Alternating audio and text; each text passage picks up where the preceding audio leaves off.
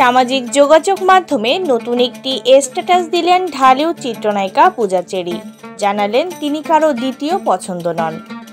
শুক্রবার 15 আগস্ট নিজের ভেরিফাইড ফেসবুকে 3টি ছবি আপলোড করেন পূজা। ছবিগুলো নতুন একটি ফটোশুটের, যেখানে সাদা আর কালো রঙের পোশাকে মিশেলের আভিজাত্যে লুকে ধরা দিয়েছেন তিনি। ক্যাপশনে পূজা লেখেন, আমি ব্যাকআপ প্ল্যান নই।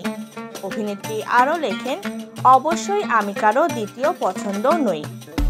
অতীতে এক সাক্ষাৎকারে অভিনেত্রী জানিয়েছিলেন ব্যক্তি জীবনে উন্নত ব্যক্তিত্ব সম্পন্ন পুরুষ পছন্দ করেন তিনি।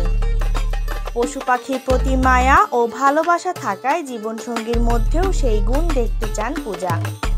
প্রসঙ্গত, পূজা চেরি অভিনীত সর্বশেষ সিনেমা টগর চলতি বছর কোরবানির ঈদে সিনেমাটি প্রেক্ষাগৃহে মুক্তি পায়।